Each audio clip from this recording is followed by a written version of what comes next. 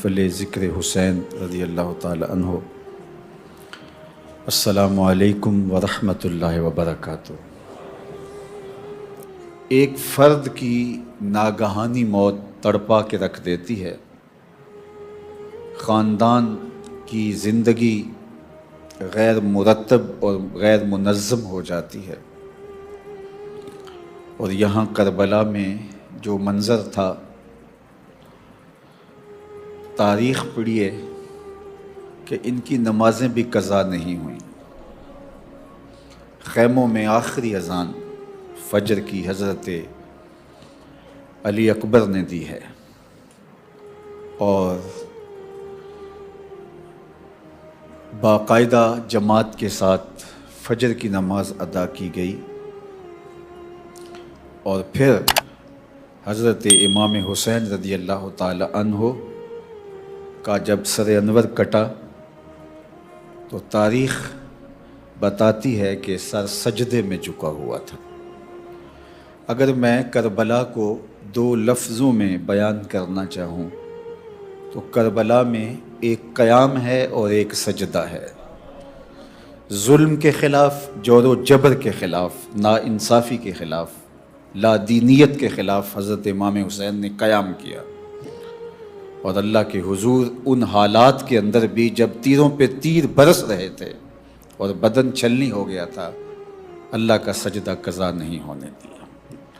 تو زندگی قیام اور سجدے کے ساتھ عبادت ہے حضرت امام حسین رضی اللہ تعالی عنہ کی۔ سجدہ شبیری نے لاج رکھ لی قیامت تک کی عبادتوں کی، اور دنیا کے سامنے حضرت امام حسین رضی اللہ تعالیٰ عنہ کا قیام بھی بے مثال رہا اور سجدہ بھی بے مثال رہا۔ ایسا قیام بھی کسی نے نہیں کیا ہوگا، اور ایسا سجدہ بھی کسی نے نہیں کیا ہوگا۔ اور کیسے ہو سکتا ہے؟ اس میدان کے لیے، اس اکھاڑے کے لیے انہیں پالا تھا حضور کے لعاب نے۔ آپ جانتے ہیں کہ پہلوانوں کی لڑائیاں ہوتی ہیں تو اس سے قبل جو ان کے اساتذہ ہوتے ہیں ان کو داؤ پیچ سکھاتے ہیں، ان کو مشق کرواتے ہیں، اور ان کو عالی نسب خوراکیں کھلاتے ہیں کہ کہیں پشت نہ لگ جائے، کیونکہ اگر یہ پشت لگ گئی تو پورے قبیلے کی ذلت ہوگی۔ اللہ اکبر! دنیا کے تاریخی اکھاڑے میں اترنے کے لیے حضور نے تربیت کی تھی تو اپنے لعاب سے کی تھی۔ شیر بطول تھا اور لعاب رسول تھا، تو حسین کی پشت لگ کیسے سکتی تھی؟ اللہ اکبر! اور یہ تکمیل ہوئی حرم کی داستان کی، جس کا اقبال نے ذکر کیا تھا کتنے دل آویز انداز میں۔ غریب و سادہ و رنگی ہے داستان حرم، غریب و سادہ و رنگی ہے داستان حرم۔ رنگین داستان حرم، اگر غریب و سادہ کے لفظ نہ ہوتے تو رنگینی کا مفہوم اور ہوتا، لیکن غریب اور سادہ کا لفظ پہلے لا کر کے رنگینی کا مفہوم بدل دیا اقبال نے۔ تو ذرا اس شعر کا رنگ دیکھیے، اس شعر کا جمال دیکھیے۔ مجھے تو اردو ادب میں اس عنوان سے ایسا کوئی شعر نہیں ملا۔ غریب و سادہ و رنگی ہے داستان حرم، نہایت اس کی حسین اور ابتدا ہے اسماعیل۔ تیاری کب سے ہو رہی ہے اور منزل کی تکمیل کب ہوتی ہے؟ اور عباس تابش کا ایک شعر مجھے اس شعر کی قبیل سے لگا، اور اس نے قلم توڑ دیا۔ اللہ اکبر! ہمارا سلسلہ طائف سے لے کر نینوا تک ہے، ہمارا سلسلہ طائف سے لے کے نینوا تک ہے، وہ کربلائے محمد، یہ کربلائے حسین، وہ کربلائے محمد، یہ کربلائے حسین۔ سب سے زیادہ دکھ اللہ کے محبوب کو طائف میں پہنچا تھا۔ آج بھی اس مٹی کے ذروں سے درد پھوٹتا ہے۔ وہ انگور تو نہیں ہوگا، شاید اس کی نسل سے اس باغ میں کچھ پودے ہوں، اور وہاں ایک شخص بیٹھا ہوا ہے جو لوگوں کو انگور کھلاتا ہے. کبھی آپ حج اور عمرہ کے لیے جائیں تو طائف کا سفر ہو تو مسجد اداس کے قرب میں جہاں حضور علیہ السلام زخمی ہوئے تھے اور وہاں حضور تشریف لائے تھے، تو وہاں کے ذروں سے بھی آپ کو درد پھوٹتا دکھائی دے گا. ام المومنین سیدہ عائشہ رضی اللہ تعالیٰ عنہ فرماتی ہیں کہ میں نے ایک دن حضور سے پوچھا تھا کہ حضور کیا احد کے دن سے سخت دن بھی زندگی میں آیا؟ اور ان کا خیال تھا کہ اس سے زیادہ سختی کبھی اسلام کی تاریخ میں نہیں دیکھی گئی کہ 70 لاشیں پڑی ہوئی تھیں اور حضرت امیر حمزہ کا مسلح کر دیا گیا، اعضائے بدنیاں کاٹ دیے گئے، کلیجہ چبایا گیا، آنکھوں میں نیزے کی نوکیں چبھوئی گئیں، کٹا ہوا بدن، چھدا ہوا بدن، لہو لہو بدن. آقا کریم علیہ السلام نے جب دیکھا تو پھر جو حضور کی حالت تھی وہ لفظوں میں بیان نہیں ہو سکتی. بس اتنا فرماتے تھے ما فعل امی، میرے چچا کا کیا ہوا. تو ام المومنین فرماتی ہیں کہ میں نے سمجھا کہ شاید اس سے دن سخت زندگی میں کبھی نہیں آیا ہو. تو میں نے عرض کی کہ حضور کیا احد کے دن سے سخت بھی زندگی میں کوئی دن آیا؟ تو فرمایا ہاں عائشہ، جب طائف کے بازاروں میں تیری قوم نے مجھے پتھر مارے تو یہ دن احد کے دن سے بھی سخت تھا. آپ جس کی خیر خواہی کر رہے ہوں وہی آپ کو ضربیں لگا رہا ہو، آپ جس کی سیرابی کے لیے پانی ڈھونڈ کے لائے ہوں وہ آپ کو پیاسا رکھ رہا ہو، تو آپ کی طبیعت کی دکھن کا عالم کیا ہوگا. زخم بھی دکھ دیتے ہیں لیکن رویے مار کے رکھ دیتے ہیں. حضور ان کے 3 سرداروں کے پاس اللہ کے دین کا پیغام لے کر گئے تھے. ہر نبی نے، ہر پیغمبر نے جس تندہی کے ساتھ، جس خلوص کے ساتھ لوگوں کے تلخ رویوں کو برداشت کرنے کے باوجود اللہ کے پیغام کا ابلاغ کیا، یہ پیغمبروں کے ہی حوصلے ہیں. حضور اپنے ایک سفر کا ذکر فرماتے ہیں کہ میں اور بلال 1 مہینے کی مسافت پہ تھے. اتنا طویل سفر تھا کہ 1 مہینہ اس سفر میں لگا، اور بلال کے پاس صرف اتنا کھانا تھا جو بلال کی بغل میں دبایا جا سکتا تھا. پورے 1 مہینے کی مسافت. حضرت امام فخر الدین رازی نے لکھا کہ مکے سے لے کر طائف تک 70 ایسے نبیوں کی قبریں ہیں جن کی وفات صرف بھوک کی وجہ سے ہوئی ہے. تو یہ ٹریننگ ہوتی آئی ہے. بلکہ اگر آپ اس تاریخ کو اور پیچھے لے جائیں تو جناب آدم علیہ السلام کو خلیفہ دنیا کے لیے بنایا گیا تھا، زمین کے لیے، لیکن جنت میں ان کو پہلے رکھا گیا اور پھر جنت سے وہ زمین پر لائے گئے، اور پھر وہ 309 سال تک مسلسل روتے رہے. تو گویا ان کے دل کو درد کی لذت سے آشنا کیا گیا. حضرت اسماعیل علیہ السلام رضائے الہی کے لیے اپنی گردن چھری تلے رکھ دیتے ہیں اور کوئی عذر پیش نہیں کرتے. انسان کی طبیعت پر جو چیزیں شاق ہوں ان کو قبول بھی کرے تو 100 بہانے پہلے کرتا ہے. وہ کہتا ہے مجھے مطمئن ہونا چاہیے، مجھے لاجک دو، اس کے بعد میں اس کو تسلیم کروں گا. سارا رولا ہی یہی ہے کہ نفس کھڑا ہوتا ہے تو دلیلیں مانگنے لگ جاتا ہے. اصل نفس پر جو چیز شاق ہوتی ہے نفس اسے قبول کرنے کے لیے تیار نہیں ہوتا. کربلا والوں کا اور قافلہ حرم کے ہر مسافر کا یہی تو وتیرہ رہا ہے کہ جب ادھر سے حکم آتا ہے تو یہ پوچھتے نہیں ہیں کہ اس کی حکمت کیا ہے. کہا یار کا حکم ہے، سر تسلیم خم ہے. تو یہ تو شعار ان لوگوں کا رہا. تو حضرت خلیل اللہ جب اپنے فرزند سے کہتے ہیں کہ بیٹا میں نے خواب دیکھا ہے کہ میں تجھے ذبح کرنا چاہتا ہوں، فانظر ماذا ترا، بتا تیری رائے کیا ہے.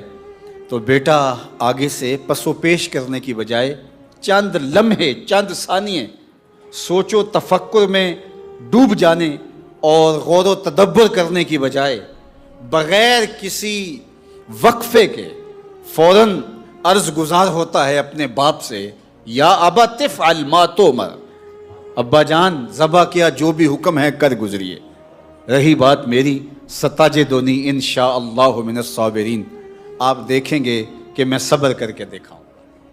اللہ اکبر، یہ ابتدا تھی۔ اللہ جل شانہ نے حضرت اسماعیل علیہ السلام کو بچا لیا، چونکہ ان کی نسل سے حضور علیہ السلام کا ظہور ہونا تھا، لیکن وہ قربانی جو مینڈے کی شکل کے اندر جناب اسماعیل علیہ السلام کے بدل کے طور پہ وہاں پیش کر دی گئی، اس قربانی کو باقی تو رکھا گیا تھا، اور ذبح عظیم کی یہ شکل زمانے نے دیکھنی تھی۔ اللہ اکبر، اور وہ کب سے تیاری ہو رہی تھی؟ جبریل امین آ کے حضور کو بتا رہے تھے کہ چھری وہاں سے تو اٹھا لی گئی، آپ بھی ابن الذبیحین ہیں، دو ذبیحوں کے بیٹے ہیں، آپ کے والد بزرگوار کے حلق سے بھی چھری اٹھا لی گئی، چونکہ اگر اسماعیل کی گردن پہ چھری چل جاتی تو کائنات باغ خلیل کے اس گلے رانا کو نہ دیکھ پاتے، اور اگر حضرت عبداللہ کی گردن پہ چھری چل جاتی جو حضرت عبد المطلب نے خواب دیکھا تھا، تو زمانے کو حضور کی صورت کے اندر ہادی اور رہنما کیسے ملتا؟ اب حضور تو آگے تھے، اب جب چھری آئے گی تو پھر وہ ٹلنے والی نہیں ہوگی۔ اور اب جبریل بتاتے ہیں اور حضور علیہ السلام کی آنکھیں بہنے لگ جاتی ہیں، اور ام سلمہ رضی اللہ تعالی عنہا کو حضور باقاعدہ مٹی بھی عطا کرتے ہیں کہ یہ مٹی ارض کربلا کی ہے، اور جب خون بن جائے تو سمجھ لینا کہ میرا بیٹا شہید کر دیا۔ اور ادھر حضرت حسین ابن علی سے غیر معمولی محبت ہے، پیار ہے۔ حجرہ فاطمہ کے قریب سے گزرتے ہیں تو جس طرح بچے بچپن میں رو دیتے ہیں، تو حضرت امام حسن رضی اللہ تعالیٰ عنہ اور امام حسین رضی اللہ تعالیٰ عنہ بھی بچپن میں کبھی روتے تھے تو حضور علیہ السلام دل گرفتہ ہو جاتے، اور آپ پیغام بھیجتے، فاطمہ حسین کو رونے نہ دو، لِأَنَّ بُكَاءَهُ يُؤْذِينِي، اس کا رونا مجھے تکلیف دیتا ہے۔ اللہ اکبر، شہادت کا دولہا بنایا جا رہا ہے، اور لعاب سے حضور علیہ السلام حضرت امام حسین کی پرورش کر رہے ہیں۔ پیاس تو شدت کی تھی، کربلا کے اندر زبانیں کانٹا بن چکی تھی، حلق خشک ہو گئے تھے، اور گرمی تھی کہ الامان والحفیظ، لیکن اس کے باوجود کربلائے حسین میں زمانے نے حضرت امام حسین کی استقامت کو دیکھا، اور آخری وقت تک اپنے موقف پہ کھڑے رہے۔ یہ قیام تھا، اور جب قیام مکمل ہو گیا، یزید بیعت لینے میں ناکام ہو گیا۔ یہی مطالبہ تھا یزید کا، بیعت کیا ہے؟ بیعت بے سے ہے، اس کا معنی بک جانا ہے۔ آپ لغت کی جتنی کتابیں دیکھ لیں تو آپ کو یہی مفہوم ملے گا، بیعت کا معنی بک جانا۔ یزید امام حسین کو کہتا تھا کہ میرے ہاتھ پہ بک جاؤ۔ اب ذرا کربلا کا فیصلہ یہی ہوتا ہے، یزید کیا کوئی سازش پیک یزید بھی ہو اور حسین کا کوئی غلام ہو، وہ یزید کے ہاتھ پہ، وقت کے یزید کے ہاتھ پہ نہیں بکتا۔ تو حسین ابن علی، اللہ اکبر، جو حضور کی آغوش میں کھیلتا رہا، یزید کیا کہتا تھا؟ میرے ہاتھ بک جاؤ۔ اللہ اکبر، امام حسین نے کہا میں بازار محمد میں بکا ہوا ہوں، کیسے بکوں گا؟ آپ علماء بھی تشریف فرما ہیں، ان سے پوچھئے کہ بے پر بے نہیں ہوتی، جو چیز پہلے بک چکی ہو تو اس پہ بے نہیں ہوتی، بلکہ عدالتوں میں کیس ہو جاتا ہے کہ یہ چیز پہلے ہی بک چکی تھی، یار نکاح پہ نکاح نہیں ہوتا، بے پہ بے نہیں ہوتی۔ تو حضرت امام حسین رضی اللہ تعالیٰ عنہ نے حضور سے بیعت کی تھی، تو بیعت کے مختلف طریقے، پانی میں ہاتھ رکھ کے حضور نے خواتین سے بیعت کی ہے، یعنی ادھر ایک پانی کا ایک برتن تھا، انگلی ڈالی اور دوسری طرف خاتون نے انگلی ڈالی، تو بیعت کا یہ بھی طریقہ ہے. تو لازمی نہیں ہے کہ ہاتھ میں ہاتھ ہی رکھا جائے. بیعت کے مختلف طریقے ہیں. پانی میں انگلی ڈال کر بھی بیعت ہو سکتی ہے, کسی کے پاؤں پہ ہاتھ رکھ کے بھی بیعت ہو سکتی ہے. حضرت امام حسین نے حضور کی بیعت کس طرح کی ہے؟ حضور کے منہ میں زبان ڈال کے بیعت. اب جس نے حضور کی یوں بیعت کی ہے, یزید کہتا ہے میرے ہاتھ پہ بک جاؤ. کہا تیرے ہاتھ پہ بکوں جو محمد عربی کی زبان پہ بیعت کر چکا ہے؟ کیسے ہو سکتا ہے؟ تو یہ تھا یزید کا مطالبہ. لوگ کہتے ہیں امام حسین کیوں گئے تھے, انہیں مطالبہ مان لینا چاہیے تھا. میں کہتا ہوں پاگلو, اسے پوچھو حسین سے بیعت کا مطالبہ کرتا ہے؟ تو ہوتا کون ہے, تیری اوقات کیا ہے کہ فاطمہ کے فرزند سے کہتا ہے کہ میرے ہاتھ پہ بکے؟ جنت جن کی ملکیت ہے, جو جنت کا وارث ہے, اس کو کہتا ہے چند ٹگے لے لے اور میرے ہاتھ پہ بک جائے. کمال ہے یار. ہر دو عالم قیمت خود گفتائی, نرخ بالا کن کی ارزانی ہنوز. اللہ اکبر. مالک جنت, مالک کوثر, مالک کائنات, مالک کونین, ارض و سما کے مالک کو کہتا ہے یہ ٹگے لے لے اور میرے ہاتھ پہ بک جا. کہا پوری کائنات تو ہمارے ہاتھ پہ بکی ہوئی ہے, اور بے پر بے نہیں ہوتی. تو یہ بات ذہن میں رکھیے. یزید کا انکار کرتے ہوئے امام حسین رضی اللہ تعالیٰ عنہ نے جو لفظ کہے تھے وہ یہی تھے, مثلی لا یبایع مثلہ. میرے جیسا تیرے جیسے کی بیعت نہیں کر سکتا. حسین یزید کی بیعت کرے یہ تو بڑی دور کی بات ہے, میرے جیسا بھی, تیرے جیسا کوئی اور بھی ہو. اللہ اکبر. میرے جیسے سے مراد یہاں جو ہے وہ تشبیہ من کل الوجوہ نہیں ہے, یعنی میرا غلام بھی ہو اور وقت کا کوئی ساشے پیک یزید بھی آ جائے تو وہ بھی اس کی بیعت نہیں کرے گا, میں تیری بیعت کروں. مثلی لا یبایع مثلہ, میرے جیسا تیرے جیسے کی بیعت کر ہی نہیں سکتا. اللہ اکبر. یہ ابھی شعر پڑھا جا رہا تھا تو اچانک میرے ذہن میں ایک بات آئی کہ جو حضرت سیدنا معین الدین چشتی اجمیری علیہ الرحمہ نے کہا کہ شاہ است حسین بادشاہ است حسین, دین است حسین دین پناہ است حسین, سرداد نہ داد دست در دست یزید, حقہ کے بنائے لا الہ است حسین. تو یہ ربائی ہے, 4 مصرے ہیں. 4 مصروں کے اندر 5 مرتبہ حضرت امام حسین کا ذکر آیا ہے, نام 5 مرتبہ ہے. شاہ است حسین, بادشاہ است حسین, دین است حسین, دین پناہ است حسین, سرداد نداد دست در دست یزید, حقہ کے بنائے لا الہ است حسین. پہلے مصرے میں بھی 2 مرتبہ حسین ابن علی کا نام, دوسرے مصرے میں بھی 2 مرتبہ حسین ابن علی کا نام, آخری مصرے میں 1 مرتبہ حسین ابن علی کا نام, درمیان والے مصرے میں حضرت حسین کا نام نہیں ہے چونکہ اس مصرے میں یزید کا نام آ گیا تھا. کہا جہاں یزید کا نام آئے وہاں حسین کا نام بھی نہیں آئے گا. تم بیعت کی بات کرتے ہو. سرداد نداد دست در دست یزید. فارسی کی اس ربائی کا حسن دیکھیے, اس کا جمال دیکھیے. اللہ اکبر. سرداد نداد دست در دست یزید. اللہ سر دے دیا, یزید کے ہاتھ میں ہاتھ نہیں دیا. یہ ہے حضرت امام حسین رضی اللہ. تو بیعت بکنے کو کہتے ہیں, اور جو اہل ایمان ہیں وہ بک گئے ہیں. کہاں بکے ہیں؟ اللہ نے ان کو خرید لیا ہے اور اس کا بدلہ کیا دیا ہے؟ جنت دی ہے. تو مسلمان کسی کے آگے بکتا نہیں ہے, فروخت نہیں ہوتا. جو خلیفے کی بیعت کرتا ہے تو لفظ سن لو, خلیفے کی بیعت کرتا ہے. خلیفہ اصل نہیں ہوتا, نائب ہوتا ہے. تو خلیفۃ اللہ فی الارض ہوتا ہے. خلافت پر جب وہ بیعت کرتا ہے تو وہ بیعت کسی اور کی کر رہا ہوتا ہے. ماں سے واللہ را مسلمان بندہ نیست, پیش فرعون سرش افگندہ نیست. مسلمان کا سر اللہ کے علاوہ کسی کے آگے جھکتا ہی نہیں. اور یہ تھا حضرت امام حسین رضی اللہ تعالیٰ عنہ کا پیغام. ویسے تو آپ کا ایک طویل خطبہ ہے جو آپ نے انکار بیعت پر ارشاد فرمایا.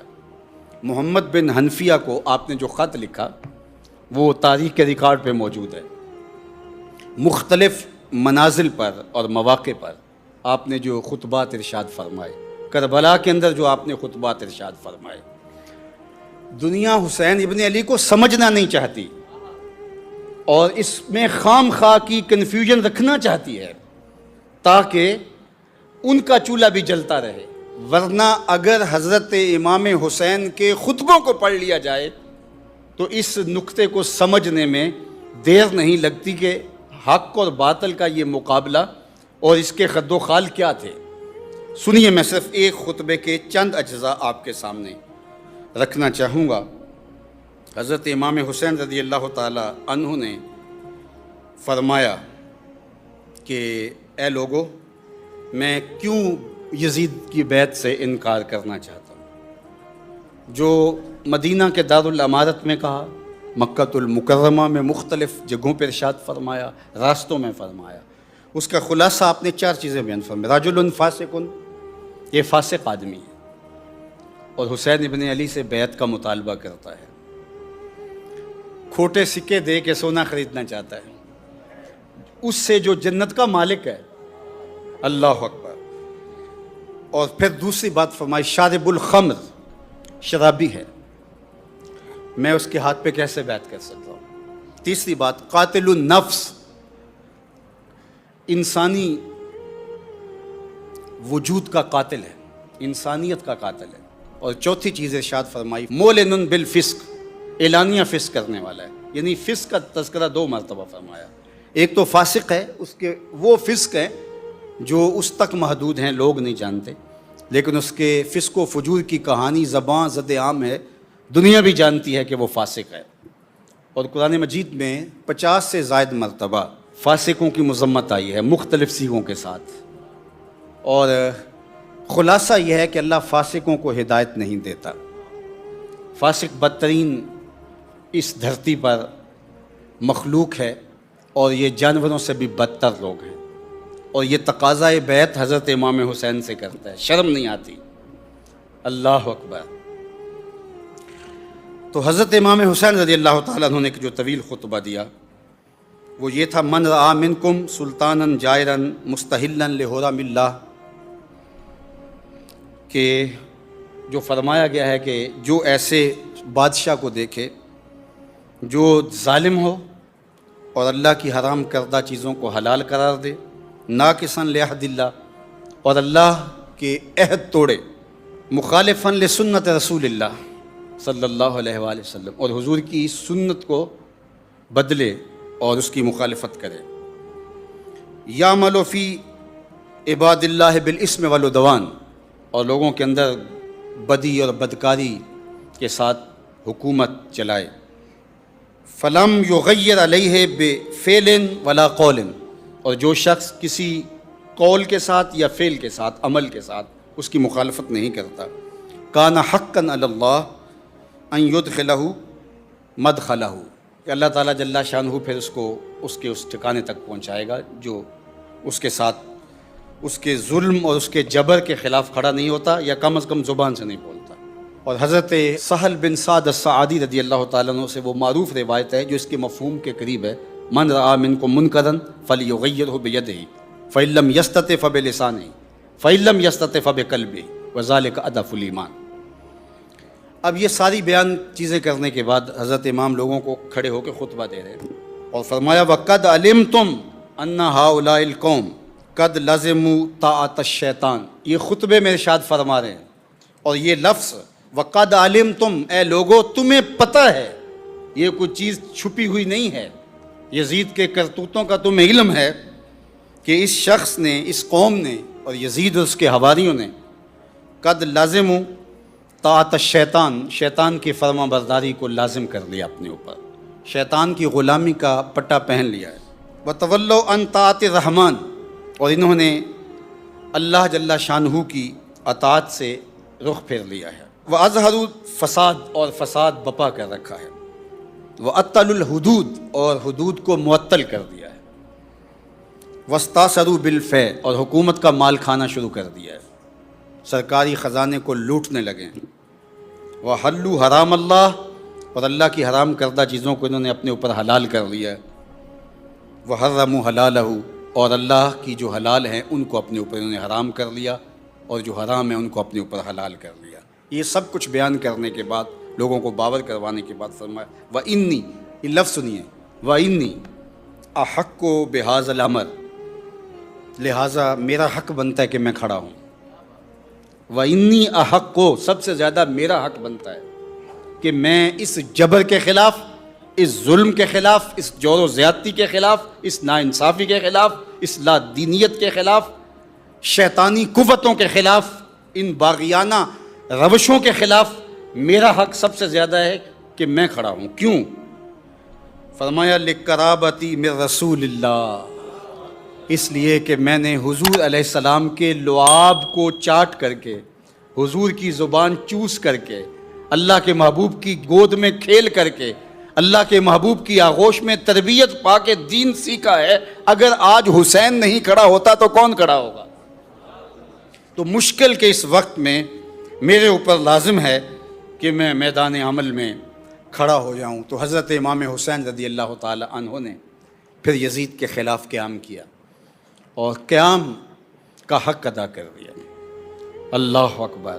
مشکل وقت میں انسان اپنے بچوں سے مجبور ہو جاتا ہے، خواتین سے مجبور ہو جاتا ہے، بوڑھوں سے مجبور ہو جاتا ہے، بھوک کمر توڑ دیتی ہے، پیاس سے انسان نڈھال ہو جاتا ہے، خوف توڑ کے رکھ دیتا ہے.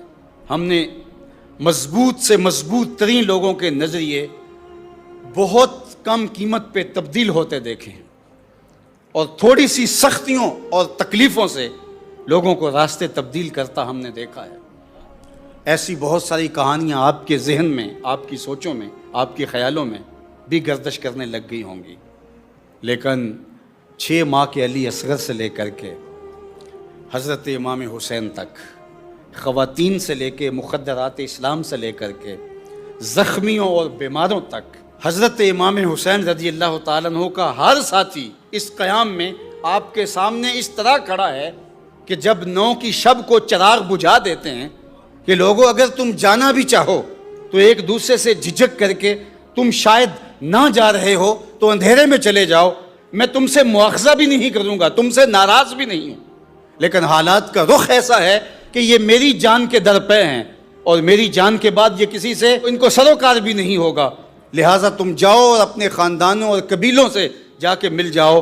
میں تمہارے لیے خیر خواہ ہوں گا اور تمہارے لیے نہ کوئی ناراضگی کے آثار میرے دل میں ہوں گے اور نہ میں تمہارے لیے کوئی اس طرح کی کوئی سوچ رکھتا ہوں. اور چراغ بجھا دیتے ہیں، اور تھوڑی دیر بعد جب چراغ جلایا ہوتا ہے تو لوگ حضرت امام حسین کے سامنے اسی طرح موجود بیٹھے نظر آتے ہیں. تو یہ استقامت کے کوہ گران تھے. تو حضرت امام حسین رضی اللہ تعالیٰ عنہ نے قیام کیا ہے. تو ان مشکل حالات کے اندر 22,000 کا لشکر، یہ تو کم روایت ہے، 70,000 تک کے لشکر کی، 1,20,000 تک کے لشکر کی روایات بھی بعض سیرت نگاروں نے لکھی. 30,000 کے لشکر کی روایت تو بہت سارے لوگوں نے لکھی ہے، لیکن 22,000 کے لشکر کی جو تعداد ہے یہ سب سے محتاط ہے. 22,000 کے مقابلے میں 72 افراد شہید ہوئے. ٹوٹل خاندان اہل بیت اور دیگر اعیان و انصار کو شامل کر لیں تو 145 افراد بنتے جو کربلا میں پہنچے اور ڈٹے رہے. کچھ شہید کر دیے گئے، کچھ قیدی بنا لیے گئے. تو 145 کے مقابلے میں 22,000 کا لشکر جزار، اور وہ تیغ و تفنگ سے، آلات حرب و ضرب سے لیس ہے. اور ادھر کئی دن سے نہ پانی میسر ہے اور کئی دن سے نہ کھانے کو کچھ میسر ہے. اور مشکلات، مصائب، آلام، تکلیفیں، لیکن قیام ایسا کیا کہ زمانے نے دیکھا اور حضرت امام سرخر ہوئے، کامیاب ہوئے. اللہ اکبر. آپ جانتے ہیں کہ شہادت گواہی کو کہتے ہیں. گواہی زبان سے دی جاتی ہے، لیکن جب مقدمہ بہت بڑا ہو اور حق اور سچائی کو دبانے والا بہت بڑا ظالم ہو تو پھر زبان سے نہیں، خون سے گواہی دینی پڑتی ہے. اور شہید کو شہید اس لیے کہا جاتا ہے کہ وہ اپنے خون سے حق کی گواہی دیتا ہے. حضرت امام حسین رضی اللہ تعالیٰ عنہ نے کہا کہ اب گواہی زبان سے نہیں، زبان سے تو دے چکے تھے، یزید کو للکار چکے تھے، اس کی بیعت کا ڈنکے کی چوٹ پہ انکار کر چکے تھے. حضرت امام حسین رضی اللہ تعالیٰ عنہ کا اتنا قیام ہی کافی تھا کہ جو کہہ دیا مثلی لا یبایع مثلہ، میں نہیں بیعت کروں گا. اور دارالامارت کے اندر مدینے میں بھی یہی کہا، مکے میں بھی یہی کہا۔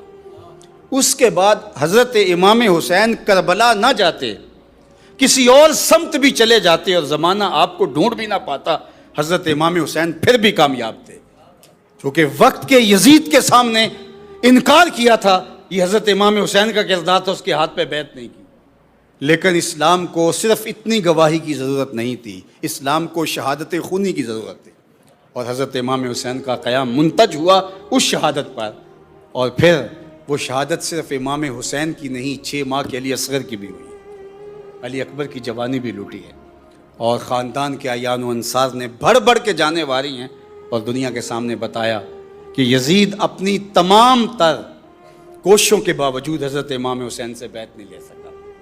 اللہ اکبر۔ یزید نے ابن زیاد کو متعین کیا، نعمان بن بشیر، ان کو وہاں سے معزول کر دیا اور کہا کہ یہ کام تم کر سکو گے، اور یہ بہت ظالم اور جابر اور سخت تھا۔ پھر اتنا بڑا لالچ دیا گیا، عمر بن سعد کو تہران کی حکومت اور تخت و تاج کا لالچ دے کر کے اس کو پیغمبر رسول کے سامنے کھڑا کیا گیا۔ ان کو قیمت بڑی دی گئی، ان کو پیسے بہت دیے گئے، لیکن یہ چند روزہ اس زندگی کی عیش و عشرت کے بدلے میں ابدی لعنتیں خرید چکے اور رسوائی اپنا مقدر بنا لیا۔ آج کہنے والے یہ بھی کہتے ہیں کہ یہ تو سارا کیا دھرا ابن زیاد کا تھا، یزید نے تو کچھ نہیں کیا۔ میں کہتا ہوں کبھی کسی دور کا یزید خود بھی میدان میں آیا ہے؟ یزید تو پیچھے کھڑے ہوتے، اپنے ابن زیاد آگے بھیجتے ہیں۔ جب اس نے مدینہ المنورہ پر حملہ کرنے کے لیے ابن زیاد کو دوبارہ کہا کہ تو نے یہاں کربلا کے اندر جو ڈیوٹی لگائی تھی اس کو نبھا دیا، اب یہاں بھی تیرا ہی حق بنتا ہے کہ تو کرے، چونکہ تو بہت دلیر ثابت ہوا، تو ابن زیاد نے کہا کہ میں ایک گناہ اپنے ذمے تیرے کہنے پہ لے چکا ہوں، دوسرا کبھی نہیں لوں گا۔ یہ خود اس کی گواہی ہے کہ میں یزید کے کہنے پہ یہ سب کچھ کیا ہے۔ اب یزید کا تعصف اور یزید کی پریشانی وہ اس کی اپنی حکومت کے ڈولنے کی تھی کہ یہ کیا کر بیٹھا، اور یزید کا پھر تخت و تاج بچ نہیں سکا۔ صرف 3 سال اور 4 ماہ اور چند دن اس کا تخت رہا، اور پھر کہ اس کے بعد وہ جو ہے وہ درد کلنج سے یا ایک بری موت سے مرا، اور اس کے بعد اس کا بیٹا معاویہ بن یزید، اس کو تخت پہ پکڑ کے بٹھایا گیا۔ اس نے کہا میں لعنت کرتا ہوں اس تخت پہ جس تخت کی بنیادوں میں اہل بیت کا خون ہے، اور اس نے کہا نہیں بیٹھوں گا۔ اور پھر آپ کو پتہ ہے پھر اس کا دوسرا بیٹا بیٹھا، اور اس کے بعد یہ پھر جو ہے وہ مروان کی طرف یہ سارا سلسلہ بنو امیہ کی شاخ کی طرف منتقل ہو گیا۔ یزید نے رسوائیاں خرید لیں اور ذلت و رسوائی اپنے نام کر لی، اور امام حسین رضی اللہ تعالیٰ عنہ نے، میں ایک بات آج سے کئی سال قبل کہی تھی کہ جب ہم بچپن میں واقعہ کربلا پڑھتے تھے اور امام حسین کی شہادت اور پھر وہاں سے ایسے مڑ جانا، پھر حر بن یزید ریاحی کا گھیر کر کے لے آنا، بعد میں اس کا بھی امام حسین کے ساتھ آ جانا، تو وہ ایک دل میں عجیب تھی کہ حر بن یزید ریاحی اللہ اسے پہلے ہی سمجھ دے دیتا تو وہاں سے امام حسین کہیں اور چلے جاتے۔ اس طرح بہت ساری چیزیں ذہن میں آتی تھیں، لیکن میں نے کہا کہ اگر امام حسین واقع کربلا میں شہید نہ ہوتے تو کیا آج ہمارے اندر موجود ہوتے؟ ظاہر ہے موت تو برحق ہے، موت نے تو آنا ہی ہے، لیکن حضرت امام حسین رضی اللہ تعالیٰ عنہ واقعہ کربلا میں شہید ہو کر کے آج بھی ہمارے اندر موجود ہیں، ہماری روحوں میں بستے ہیں، ہمارے دلوں میں دھڑکن کی طرح رہتے ہیں۔ ان کا ذکر ہماری روحوں کو تازگی دیتا ہے اور ہمارے بدن کی حرارت کا سبب اور ذریعہ، اور ہمارے نظریوں کو قوت دیتا ہے، اور ظلم کے خلاف اور جبر اور جور کے خلاف جو طاقت، توانائی، ہمت، جسارت اور طاقت پیدا ہوتی ہے وہ حضرت امام حسین رضی اللہ تعالیٰ عنہ کا عمل ہے۔ تو قوموں کی رہنمائی کے فریضے سر انجام دینے والے قربانیاں دیا کرتے ہیں، تو حضرت امام حسین رضی اللہ تعالیٰ عنہ کی قربانی صرف اس دور کے یزید کے مکروہ چہرے کو برہنہ اور بے نقاب کرنے کا ذریعہ ثابت نہیں ہوئی، بلکہ قیامت تک کے یزیدوں کے چہرے کو بے نقاب کر دیا اور سرخرو کامیاب اور بامراد ہوئے۔ آج بھی حضرت امام حسین رضی اللہ تعالیٰ عنہ کا قیام ہمیں کمزوروں کو بھی ہمت اور توانائی بخشتا ہے۔ تو کربلا کی تاریخ مکمل نہیں ہوتی جب تک کوفے والوں کا ذکر نہ ہو. پھر ضرب المثل بن گئی الکوفی لا یوفی. یزید صرف دمشق میں ہی نہیں بیٹھتا، وہ دنیا کے ہر خطے اور ہر کونے میں موجود ہوتا ہے. اس لیے کوفہ بھی صرف عراق میں ہی نہیں ہے، دنیا کے ہر گوشے میں کوفہ پایا جاتا ہے. جہاں بھی ظالم کو سپورٹ کرنے والے اور خاموشی اختیار کرنے والے اور ظلم کے خلاف آواز اٹھانے والے نہ ہوں اور اپنے مفاد کے لیے چند ٹگوں سے سودا کرنے والے موجود ہوں تو وہ کوفہ ہی ہوا کرتا ہے. تو زمانے نے آج بھی کوفہ اور آج بھی فرات اور آج بھی دمشق کے منظر اپنی آنکھوں سے دیکھے ہیں. لیکن میں دیکھتا ہوں کہ آج وہ ملبے کے اوپر بیٹھے ہوئے بچے میرے مصطفیٰ پہ درود پڑھ رہے ہیں. اللہ اکبر.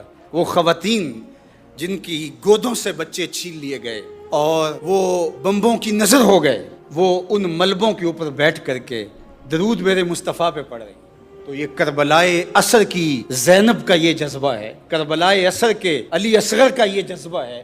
تو پھر زینب مدینے کی طرف منہ کر کے کیوں نہیں کہے گی اے محمد تمہارے اوپر فرشتوں کا درود نازل ہو. اللہ اکبر. پھر وہ 6 ماہ کے بچے استقامت کے کوہ گراں کیوں نہیں بنیں گے؟ تو آج ان سے حرارت لے کر کے یہ طاقت اور توانائی اس دور کے بچوں کے اندر پیدا ہو گئی. اور اگر دنیا کے سامنے حسین ابن علی کی مثال نہ ہوتی تو ظلم اور جور اور جبر اور زیادتی کے مقابلے میں کھڑا ہونے کی کہیں کوئی ہمت نہ کرتا.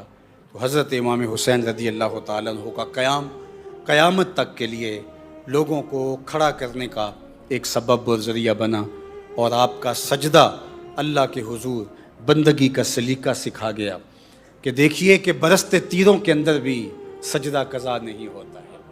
اور آج حسین ابن علی کے ماننے والے اپنے اللہ کے حضور سر بسجود ہو کر اپنی نیازمندیوں کا اظہار کریں.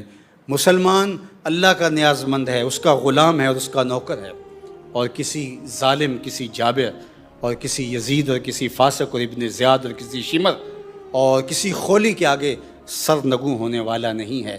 تو حضرت امام حسین رضی اللہ تعالی عنہ کا یہ سفر اور یہ قیام اور یہ سجدہ ہمارے لیے خضر بن کے کائنات کے اوپر ایسا چھایا کہ صدیاں گزرنے کے باوجود بھی ان کی یادوں کے چراغ کبھی بجھنے نہیں پائیں گے. حضرت امام حسین رضی اللہ تعالی عنہ کے لیے ہماری عقیدتیں، ہماری محبتیں، ہمارا سب کچھ قربان. اللہ اکبر. جو جواں بیٹے کی میت پر نہ رویا وہ حسین، جس نے سب کچھ کھو کے کچھ نہ کھویا وہ حسین. مرتبہ اسلام کا جس نے دوبالا کر دیا، خون نے جس کے دو عالم میں اجالا کر دیا. جو محافظ تھا خدا کے آخری پیغام کا، جس کی نبضوں میں مچلتا تھا لہو اسلام کا. وہ کہ سوزے غم کو سانچے میں خوشی کے ڈھال کے مسکرایا موت کی آنکھوں میں آنکھیں ڈال کے.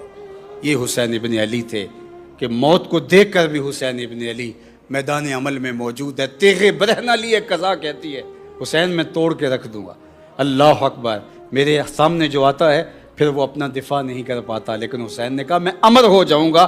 زمانہ حسین ابن علی کے جو ہے وہ اس قیام کو یاد رکھے گا اور اس سجدے کو یاد رکھے گا. آج ظالم کا ظلم اور جبر دنیا جو ہے وہ اس کو لعن و نفری کے انداز میں دیکھنے لگی، اور حضرت امام حسین کا قیام اور سجدہ آج دنیا کے لیے روشن مثال بن گیا. اللہ تعالی حضرت امام حسین رضی اللہ تعالیٰ عنہ کی برکتیں، آپ کے سینے کی حرارتیں، آپ کے قیام کے وہ جذبے اور آپ کے سجدے کا وہ جمال اور نور ہمیں نصیب فرمائے. وآخر دعوانا ان الحمد للہ رب العالمین.